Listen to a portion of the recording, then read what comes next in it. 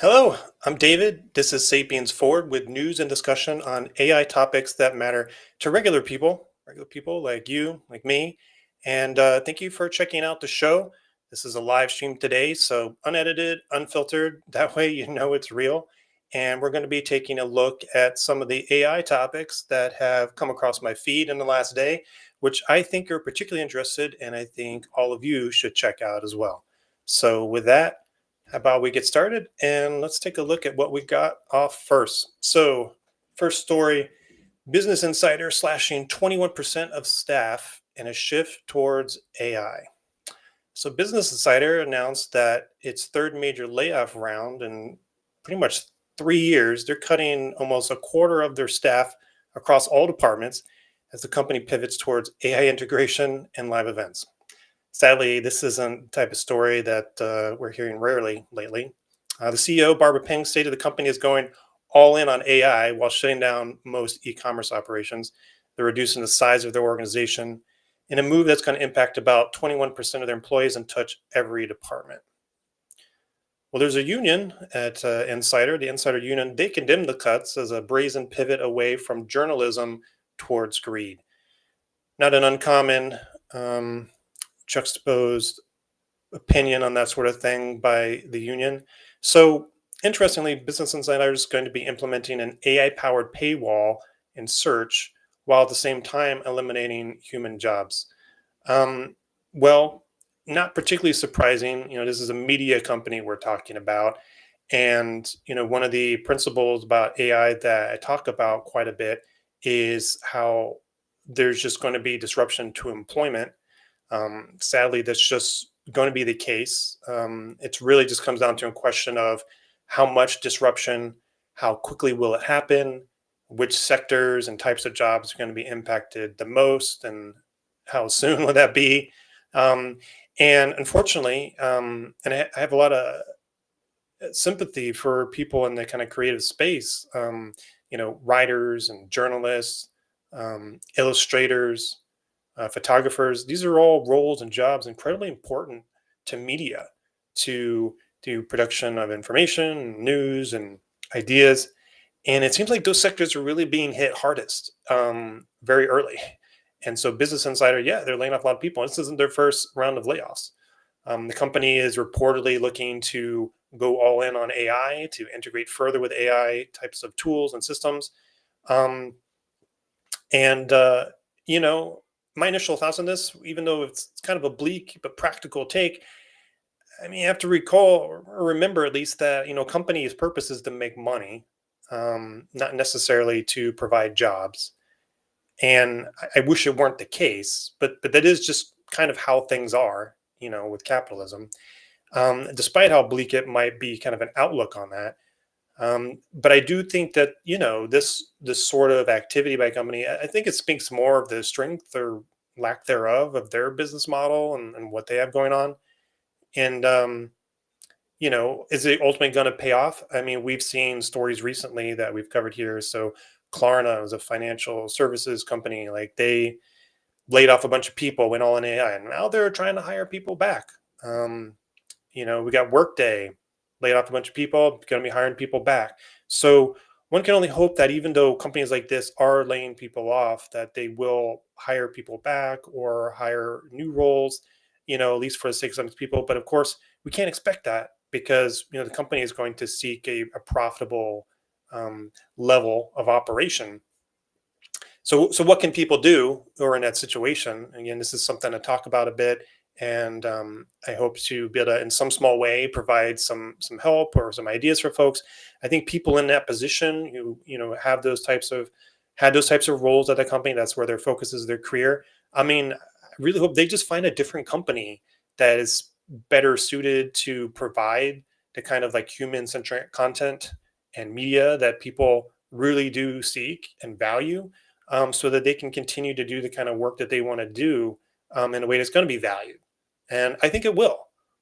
Um, I know some folks have a kind of less optimistic view of AI. Some people are just super optimistic. I mean, I think I'm pretty grounded somewhere in the middle. I mean, I think there's good and bad. And that's one of the principles with AI I talk about and I espouse, is that AI isn't all good and AI isn't all bad. It is what it is. We need to find the good and try and mitigate and find ways to deal with the bad things that may happen. And so, for these folks, I wish them the best. I hope they can find a new job doing that kind of work. And I think there are going to be companies that, media companies that are going to be providing content, human centric content, um, not AI slop as the term is becoming. And these people will find a role there. So keep your chin up and keep working at that. And that's what Business Insider has going on. So what do we got next? Well, we got another story with Business Insider. I think it's kind of a double feature for them today. This one's also pretty interesting, a little bit on the funnier side, depending on your opinion. Business Insider is having trouble with their AI though. So we're just talking about how Business Insider is integrating more with AI, laying off people, trying to have this focus. As a result of that, laying off almost a quarter of their people with a staff reduction. But there's a story that's leaked out from inside the company. Apparently, there's kind of like a company internal newsletter going around with a reading list of books, and it's the kind of thing you see at big companies, right? Like people are sharing stuff they're interested in, trying to keep up that company culture or whatever. But this reading list apparently is just full of books that don't even exist. Like it just seems obvious that apparently somebody at the company, manager, somebody like that, used AI to, hey, put together a reading list for people. Probably went into Copilot or whatever tool their company's using and said, hey, generated me a list of books that I can share with my coworkers, a reading list. Just hallucinations all over it apparently, and hallucinations. So what do we mean by that? When in terms of AI and AI tools, hallucination is really a term to encompass the idea that an AI tool, in its attempt to provide you back a response, something that you requested, it's providing you answers, maybe a list of things, and it just makes some stuff up. Not necessarily all of it. Maybe if you ask you to provide me a list of 20 books that I could share with my coworkers that they could read, for a summer reading list. And it's like, all right, let me find some. What are the topics you want? And it tries to put something together. And many of these AI tools, we've talked about this previously, recently, that it seems like, there's this incentive by these AI companies to make the tools very accommodating and striving, for lack of a better way to describe it, to achieve what it is that you, the user, are asking for. I mean, that's one way to kind of build up some user buy-in with the product. It's like, hey, it does what I asked for every time. Great. I just want to keep using it because they're companies too, these AI companies, and they want to make money. So having people use their product is kind of how they make their money. Well, these AI tools, these AI systems, they're trying really hard apparently to achieve, what you ask for, to answer that question. And if it can't come up with 20 great books to read on these particular topics, maybe it'll just make up one. Why? It's hard to say. But that is just a phenomenon that occurs. It's not always something that happens, but anybody who uses these AI tools a lot and use them for research, collecting data, we really have to be mindful of that. But in this case, it's just kind of funny and, kind of embarrassing for Business Insider, really. It kind of speaks to kind of like a lack of AI literacy among these people that are proposing to integrate AI further into organization. Um, Maybe not a great practical understanding of what these tools are capable of, and AI literacy. That's a basic skill. It's going to be essential. It's one of the AI principles again I talk about. Um, AI literacy is going to have to be a basic skill for everybody because at some point AI is going to be involved with everything. You know, that's just a reality that I think we have to accept. Um, but there you go. Way to go, Business Insider. Didn't quite work out I expected. Well, let's move on to our next one. Online music streaming is becoming overwhelmed with fraud and AI music. So this story coming from the Guardian, I think this is kind of fascinating. Sometimes even myself, I forget that generative AI, so it's a type of AI that can generate new or synthesize forms of content. You might ask it a question, create me a page of information on a topic that I want to know about. Or there's visual generative AI. Start out like making images, and then in advanced to making videos, and that video technology is pretty remarkable. But there's also essentially music and audio based generative AI. So people can use AI tools and models that are trained to generate music to create new music, exactly as it sounds, with varying results. Sometimes it can be kind of interesting, sometimes not. But apparently, um, how we put it, fraudsters they're flooding these online music streaming platforms with AI generated music, not just to get attention necessarily, but to make money. So Deezer, this is a music streaming app. They're reporting something like 20,000 some fake tracks. Um, getting close to like a quarter of new uploads daily that are being uploaded to their system. And so these streaming platforms, they have monetization mechanisms where you can put music up there and they get listened to. You can get a share of revenue from that.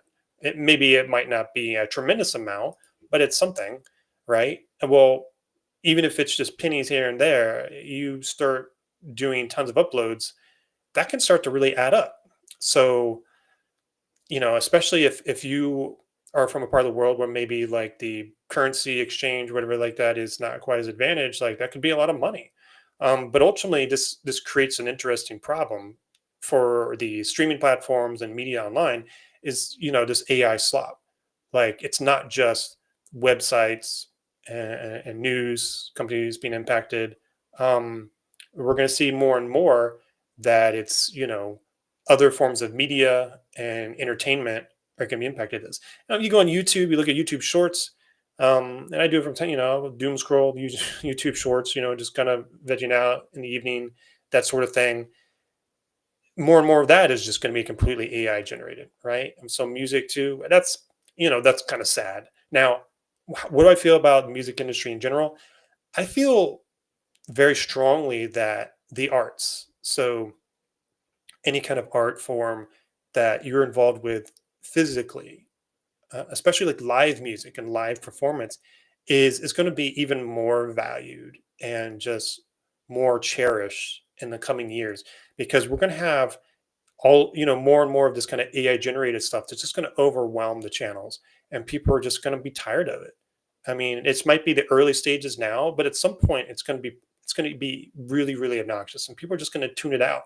But you know what? They're not going to tune out. When somebody's standing there on stage and they're like a band and they're holding instruments, they're playing, they're singing, and people are going to love that. And I think that's great. I mean, that's how I really feel. I think that's going to be a great thing.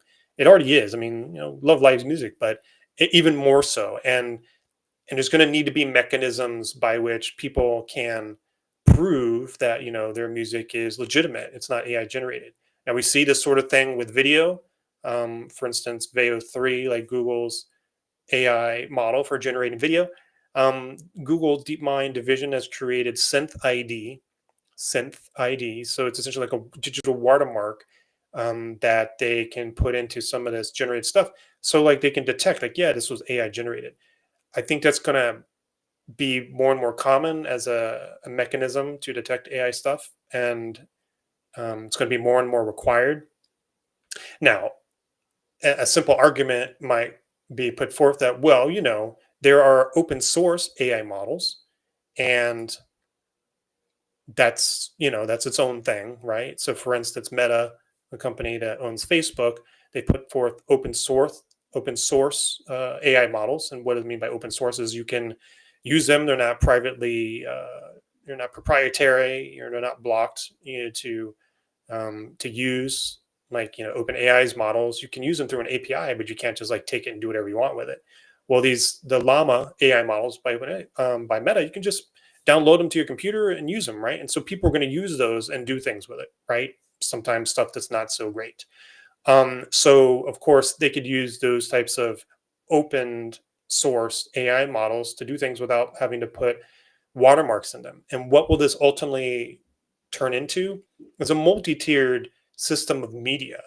That might be with video, with music, all kinds of channels. And what I mean by multi-tiered, well, some of these channels, they may require you upload video like it might have to come through a particular type of recording system that will put a watermark on it if it's got AI in it or something like that. Or, if the video is generated with AI, the generator will put a watermark in it. And so while people using open source models, they might not have to do that. The video or the music streaming platforms may not allow you to upload your video if it cannot, detect, you know, the absence or something of like a watermark or something like that. I'm not sure really technically exactly how it might work. It's just like a concept. I know a lot of people are thinking about it, but generally the idea is like there's going to be some kind of tier system where people will most likely, in my opinion, basically will just self-select out. Either be a part of this tier where everything is vetted fully, and it might be more curated and more limited to get access to, and then you just might have like the open channels, or just anything goes, and it's just going to be AI slop all day, every day. Good luck, but maybe you'll enjoy it, right? So that's what I mean by multi-tiered system. Um, that's probably going to be kind of annoying. It's going to cost money and probably cause more cost to get access to media, and it's probably going to be more of that anyway. As you can see with the Business Insider story, they're going to be putting up some pay gates to let people get access to their content. It just seems like it's kind of on this trajectory for the open web going away, and more walled gardens around content. Walled gardens meaning, websites, news outlets, media providers. You're gonna have to pay to be able to watch it, especially if you want to be reasonably assured that what you're watching is authentic.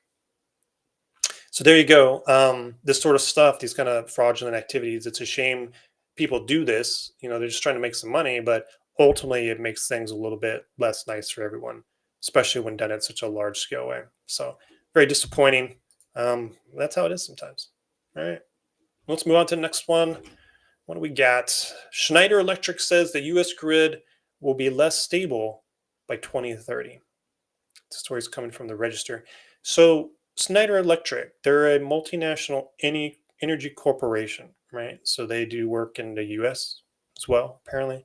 They're warning that the US electricity grid will become highly constrained and less stable by 2030, with 7 of 13 NERC regions, so NERC, at high risk of outages due to surging data center demand from AI. So that's where this is kind of connecting to AI here. So NERC, what does that stand for? North American Electric Reliability Corporation. So these are like nonprofit international regulatory authorities, whose mission is essentially to ensure reliability of electrical grid systems, in North America. So it's kind of like some cross-border collaboration there with like Canada, for example. But apparently, safety margins are getting pretty thin, and the idea is that the energy requirements that are growing are going to outstrip supply in a few years. And why is that? You might ask. Is this tie into AI? Are these huge data centers that are being built, in various places throughout the country in order to house all the thousands of computers and processing units to train and run these AI systems that OpenAI and Anthropic and um, uh, XAI with Grok and all that, Google, Meta, so you can train them. And those systems that you're using, all those computers, they just use an enormous amount of energy, even, way more even than like normal data center usage, which is already quite high, right? And so there's been reports and discussion and debate over many years in recent times about the fragility of the U.S. energy grid and that sort of thing. I mean, while technically not part of the standard U.S. electrical grid, you look at places like in Texas, and their grid just failing spectacularly, tragically. A few years back, the winter storm, that sort of thing, as an example, not necessarily the U.S. grid in general, because they have a segregated energy grid. Um, but you can see cases of that sort of thing throughout the country. Down in Florida with hurricanes, like that can be a problem, fragile to weather. But having the issue now of just straight up demand, and be able to meet that capacity in a way that's safe. If it can't, these different electrical reliability regions, They're looking at what potential brownouts, blackouts, outages in the United States. Like this is really not something that we would come to expect. But that is apparently like how big of a deal is, with these data centers. Now we look at, let's say, China instead. I looked at some metrics recently and some graphs on electricity and energy generation, and China is just way higher. They're just really emphasizing production of energy. Um, they seem really serious about it. Of course, they've been really driving a lot of industrialization and development, and also focus on AI as well. So, not surprising that that focus is there for China, but certainly they seem to be much more effective at marshaling those resources to make that available. So I can only expect that there's going to have to be some, serious investment. It's going to require probably some government leadership in the U.S. to make that happen. Though anybody who follows politics in the United States knows that leadership in politics in the United States is not necessarily an easy thing to find. But there you go. This is just disappointing because I don't want to be somebody who like lives in the southeast of the United States in the summertime and have the power go out in the middle of the summer and then have no air conditioning. Not really looking forward to that kind of possibility, but here we are. These data centers are being built. Um, the U.S. government has essentially said full speed ahead. We want to get these things built, and so that's what they're doing. And let's go to the next one. We got Manhattan Project. Do we need a Manhattan Project for AI? So this is really kind of segueing from that concept of leadership from the U.S. government about AI advancement and development and getting the data center resources marshaled in order to kind of take and maintain a lead in AI. So this topic is really coming from, it's an interesting opinion piece I saw authored by Eric Ross over at commondreams.org. So really interesting article by him. So kudos. He says no, he does not think we need a new Manhattan Project for AI. So what do we mean by this Manhattan Project? So the U.S. Department of Energy has kind of put forth this is quote call for a new Manhattan Project, essentially a race for artificial intelligence supremacy. So the executive branch of the government in the U.S. has put forth these executive orders like, hey, we need to take and maintain leadership in AI across the world. And so essentially the government then taking action to figure out how to do that, one of which is, finding the funds and the investment and putting forth grants and things like that for building these data centers. And the Department of Energy is certainly involved because like we just talked about with the previous story, the electricity and energy that's needed for those is going to have to come from somewhere. Now, Eric Ross, his point of view in the story is that he says, there doesn't need to be a Manhattan Project for this, and maybe there shouldn't be. The Manhattan Project, what does that really mean? So, this is kind of drawing a parallel to the Manhattan Project at the end of World War II, or like almost 80 years ago, relating to the development of nuclear weapons. And so that was the Manhattan Project, which just marshaled all these resources and luminaries and scientists and people involved with trying to win that race to develop nuclear weapons first, to not be beat by adversaries. And if you saw the Oppenheimer movie, a couple years ago, like that was essentially telling that story. And in this article on commondreams.org, Eric makes an interesting argument that, that it wasn't a good thing. It put the world in danger. And it certainly seems to take the stance that, taking a similar stance with AI is putting the world in danger. Putting forth a quote from Stephen Hawking from back in 2014. So Stephen Hawking, notable physicist, saying the development of full artificial intelligence could spell the end of the human race. Pretty bleak, but that was Stephen Hawking's point of view on that. Watching the Oppenheimer movie and knowing some of the backstory around that project and that going on, who was involved. There was literally people involved with that who had the fear that they could have, by detonating nuclear devices, they could could be the risk of potentially set the world on fire, like ignite the atmosphere, like blow up the planet essentially. Like they actually, at that time were like really worried that could happen. Now we know since that that isn't what happened, thankfully. But at that time they were thinking, hey, yeah, I mean, we might blow up the world if we do this. I don't know if we should. Like, they went forth anyway and launched the nuclear age.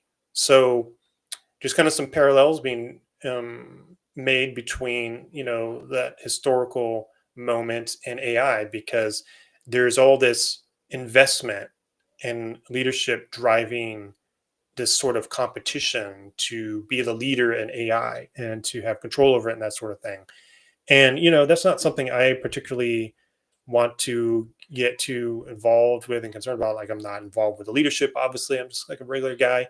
But I try not to think about it too much because I can't really impact it, though it may impact me. But I try and think about, this is here. AI is here. There's no going back, right? Like, it's here. The genie's out of the bottle. Now, people may debate with how sophisticated the AI is, what it can do now, and how big the disruption is going to be tomorrow versus a few years from now.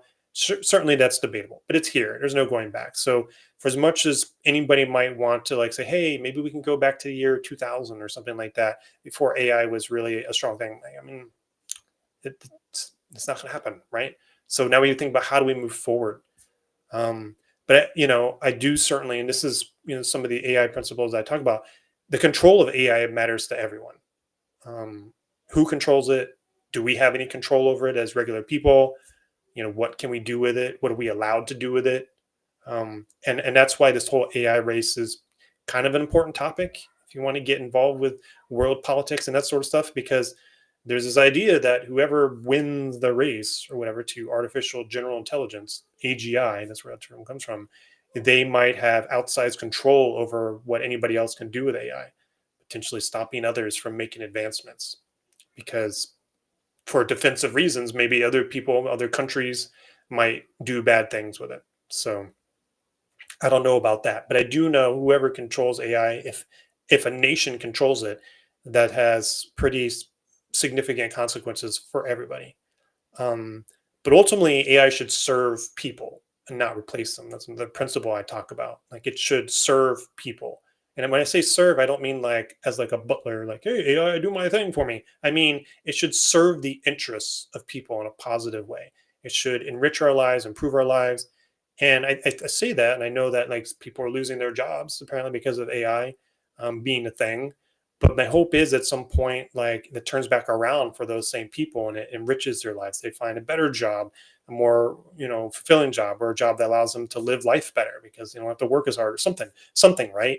And so while I may not agree with all of Eric's points in this particular opinion piece, I do wholeheartedly believe that, we need to advocate for human-centered development of AI and focus on how AI can best serve the positive interests of people and not just trying to go all on AI because we got to win, right? Let's think about like what this actually means. I don't necessarily know all the answers to that, but I mean, that's kind of the whole point. One of the main points of this channel put together, Sapiens Forward, moving forward with us in the middle there and how this can impact us in a positive way. So again, interesting story. Commondreams.org. Appreciate that article put out there and a good read. So thanks for that. All right. Well, let's move on to the next one. What happens when AI replaces workers? So there's still some of these quotes, news bites from some of these luminaries and CEOs of these AI companies still making rounds this week. Really churned up a lot of controversy. One in particular was the CEO of Anthropic, Dario Amodei, just really prominent in media still this week. As you may recall, if you didn't know, like, he made some waves and some interviews the previous week saying that AI is essentially going to eliminate half of entry level white collar jobs within 5 years. Companies are spending billions upon billions of dollars, like upwards to like $1 trillion, trying to develop artificial general intelligence, like we just talked about. Essentially, artificial general intelligence is an AI system at a level that essentially can do all the things that any really intelligent human could do. Whereas most people might be really smart about a few things. An AGI system would be at that level of intelligence for all things that humans could do, intellectually speaking. So that's what this race is essentially all about, is to get to AGI. And so yeah, he made some big waves with that. Still circulating. I can just see in a lot of different channels and places on the web and the internet and social media that people are just talking about this a lot more now. It just really hit mainstream news media pretty hard. So, you know, when we kind of dive back into this, what are these kind of key takeaways? So some of these companies, some of these luminaries are saying, oh, AGI next year. And some are saying, within a few years. Somewhere between, 2026 and 2035 is kind of like what various industry leaders are saying. But, what will it be? I mean, we won't know until we know, I guess, apparently, because people can't really seem to agree on when they actually hit it. But I don't even know if that's the most important thing, because without even like hitting the so-called benchmark of AGI, there's still disruption occurring, and there's going to be disruption, even if whether we reach that mark or not. And that disruption is ultimately what I care about, not some arbitrary marker, you know, benchmark to get to. I care about, are people being hurt? Are people being helped? What can we do to help the people being hurt? What are the success stories we can share about people who are, enriching themselves and doing well? So, I care about those sorts of stories. But this whole topic, it's fascinating if you look at it from an academic standpoint. Um, there's this idea that at some point, if AGI is reached and all these different AI tools can like do all so many jobs, capital might fully substitute labor for the first time in history, right? Like there might not be people needed for companies. Maybe not necessarily every company right away, but a great many. That's what they're kind of suggesting in that. Um, you know, there's a guy named David Shapiro, really smart dude. You can find him on X.com. He puts forth a lot of great discussion on topics on what he frames as post labor economics, and he points out, pretty rightly so, I would say, with evidence that technology doesn't create jobs, even though there's a lot of people, super AI optimists, are out there saying, oh, new technology, there'll be new jobs, so I'm not worried about people losing their jobs. Well, I mean, technology doesn't necessarily create jobs. Companies create jobs, and companies do that when there is a business idea or product that they want to sell and make money with, and they don't have the capability to make that product without the help of other people. With automation and tools and robots and stuff, that sometimes reduces the amount, but this might be the first time in history where that amount of people needed gets reduced to zero. And that's, understandably a frightening concept. Like, what do we all do? So that's why there's clearly a lot of talk about it. It's something I care about, though. I'm not so much interested from an academic standpoint, but rather than trying to look at practical solutions on, what do people like you and me do now to prepare ourselves for further disruption in job markets and our careers and industries we work in. What do we do with ourselves after maybe there's no more work? That's a problem for another day, but certainly something to think about. But definitely focus on the near term, like, how do we skill ourselves up, invest in our careers, our tracks that we're on, our skill sets, so that we are more insulated and protected from disruption from AI, but rather we can benefit from it and get newer and better jobs when those do come about using AI. We're going to talk about that more and more on the channel here. Some stuff coming soon. But yeah, I mean, I really think this whole topic really needs to be kept in the news media, and discussed, because it I don't think it necessarily goes a positive way by default. Well, maybe it doesn't make me an optimist, but I don't think I'm necessarily a pessimist. I'm just really pragmatic in a lot of things. Like sometimes stuff don't work out very well for people. Some people benefit from it. There's this idea of the intelligence curse, where people who are kind of in charge, leadership, if they don't depend upon, these people that are involved in that labor and that generative process, like they're going to lose incentives to invest in people. I mean, why is the government or companies need to do anything to benefit people if the people aren't really needed anymore as part of that process? So that's a fascinating concept that needs to be explored.